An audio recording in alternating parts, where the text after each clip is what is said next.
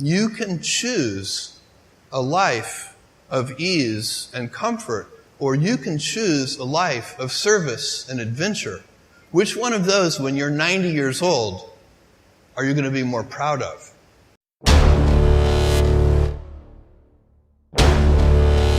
Important, isn't it? That's really good. A guy like you. No matter how good we are, we can still be better. You can always be better. Customers have a divine discontent, and they teach you if you listen to customers. So we watch for that, and we see patterns, and we can find places where it's not working, something's going wrong, and that's really how I get the feedback, is from customer input. And often, in all caps, angry, you ruined my child's birthday because the gift didn't show up on time. And we take that, and what you really want to do is you take that, it's an anecdote, it's a single example, but you need to find the root cause. What went wrong deep inside the system? How did this happen? Because then you can fix it for everyone so that that particular problem will never happen again. You don't just fix the symptom, you have to fix the root cause. And that's been the secret to our operational success for 20 years. Important, isn't it? That's really good. A guy like you. There are a lot of things that are a waste of time. When you think about your life, I often tell people that I work with, if you can get, because people have very high standards for how they want their work life to be. And I said, look, if you can get your work life to be where you enjoy half of it, that is amazing. Because very few people ever achieve that. Because the truth is, everything comes with overhead. That's reality. Everything comes with pieces that you don't like. You could be a Supreme Court justice, and there's still going to be pieces of your job you don't like. You can be a university professor, and it's still going to be, you have to go to committee meetings, and you have to do every job comes with pieces you don't like. And we need to say, that's part of it. And not resent those pieces, or try not to, but also try to minimize them. I tell senior executives, you should have the least stress. There's this weird, I think, false idea that CEOs, I'm a CEO, there's this false idea that CEOs are under the most stress. Well, I look at that, I'm like, why? You're in charge. Why don't you delegate the stress? It's your choice. And so you have to figure out how to set up your life in such a way that you can minimize the things. And I find people don't dislike hard work. What people dislike is being out of control. Like they can't control their life. They can't control their environment. This happens to me when I get overscheduled. I hate being overscheduled. I want some time to be able to think and free myself. We all have the same amount of time in the world. Nobody has more time than anybody else. And when you become a very successful person, one of the things, you start to get overscheduled. You have this event. You had to agree to do this. And maybe last night you were like, why did I agree to do this? I have to go on stage tomorrow. I wish I were really with my family. And, or I hope maybe not this case. Let's say that you like this one. But in general, that kind of thing happens. And so you have to guard your time and try to stay a little bit flexible. So that's, for me, it's not a waste of time, but I like to have some freedom of movement rather than having every minute of every day scheduled. Important, isn't it? That's really good. A guy like you.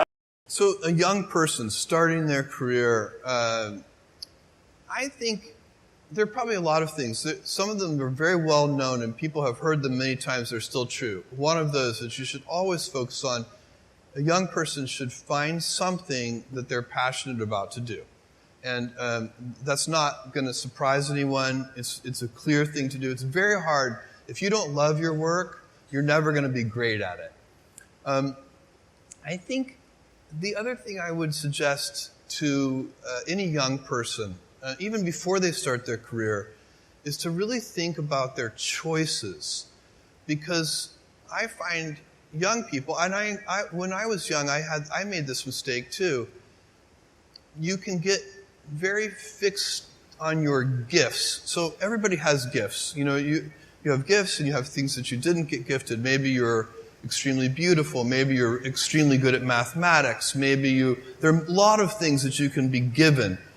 But those things can confuse you because they're not the things that construct your life. It's your choices that construct your life, not your gifts. You can celebrate your gifts. Be proud of them. Be happy of them. Actually, don't be proud of them.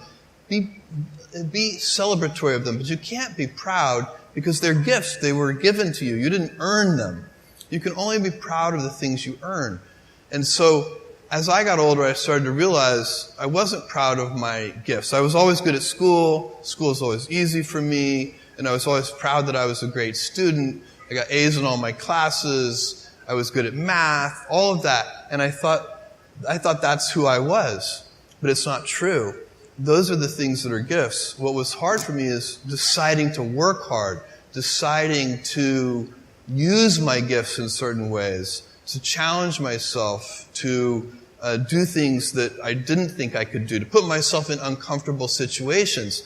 I would say to a young person, you can choose a life of ease and comfort, or you can choose a life of service and adventure. Which one of those, when you're 90 years old, are you going to be more proud of? Important, isn't it? That's really good. A guy like you. We only have a few principles at Amazon, kind of core values that we go back to over and over again. And if you looked at each of the things that we do, you would see those run straight through everything. So the first one, and by far the most important one, is customer obsession. And we talk about it as customer obsession as opposed to competitor obsession.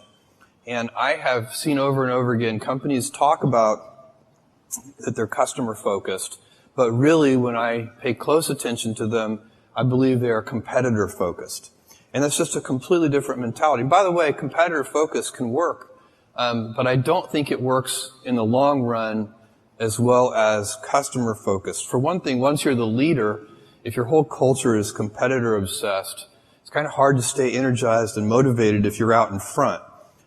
Whereas customers are always unsatisfied. They're always discontent. They always want more. And so no matter how far you get out there in front of your competitors, you're still behind your customers. So they're always pulling you along. So customer obsession is a deep principle that underlies everything we do. Important, isn't it? That's really good. A guy like you. And so the real question for me is, how do you go about maintaining a day one culture? It's great to have the scale of Amazon. We have financial resources. We have lots of brilliant people. We can accomplish great things. We have global scope. We have operations all over the world. But the downside of that is that you can lose your nimbleness. You can lose your entrepreneurial spirit. You can lose that kind of heart that small companies often have. And so if you could have the best of both worlds, if you can have that entrepreneurial spirit and heart, while at the same time having all the advantages that come with scale and scope, think of the things that you could do. And so the question is, how do you achieve that? The scale is good because it makes you robust. A big boxer can take a punch to the head. The question is, you also want to dodge those punches. So you'd like to be nimble. You want to be big and nimble. And I find that there are a lot of things that are protective of the day one mentality. I already spent some time on one of them, which is customer obsession. I think that's the most important thing. If you can, and it gets harder as you get bigger. When you're a little tiny company, say you're a 10-person startup company, every single person in the company is focused on the customer. When you get to be a bigger company, you've got middle managers, and you've got all these layers, and those people aren't on the front lines. They're not interacting with customers every day. They're insulated from customers, and they start to manage not the customer happiness directly, but they start to manage through proxies like metrics and processes, and some of those things can become bureaucratic. So it's very challenging. But one of the things that happens is that decision-making velocity slows down.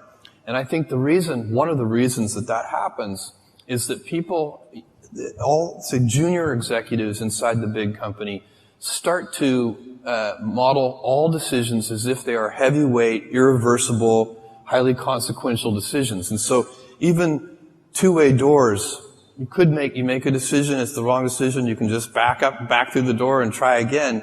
Even those reversible decisions start to be made with heavyweight processes.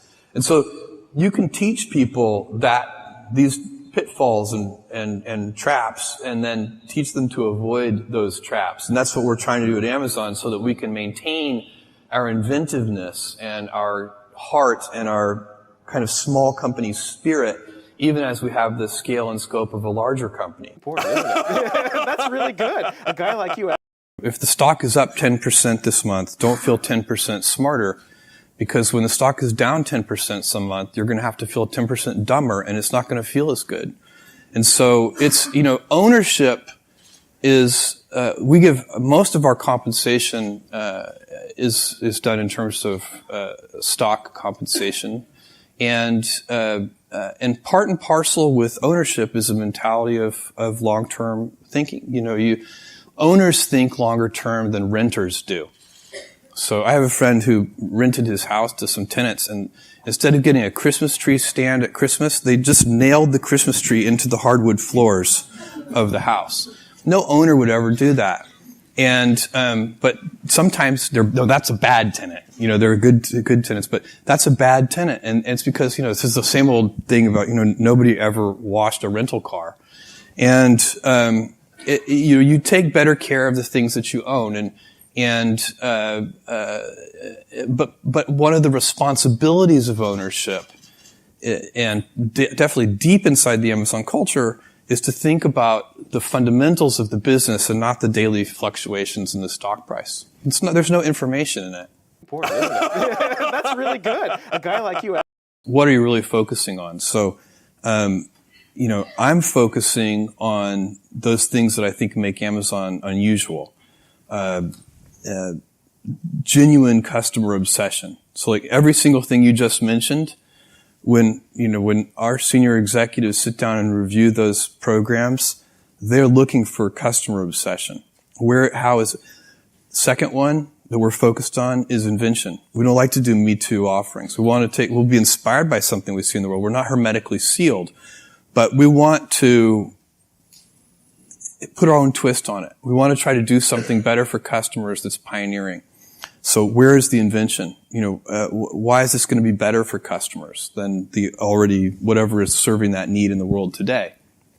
And then a willingness to think long term. So I'm very focused on those things, and also the operational excellence, reducing defects at their root. Those are the things. That's the culture of Amazon. It's the habits that we have. Those are the things I'm focused on. And those are the things that all of our senior people are focused on.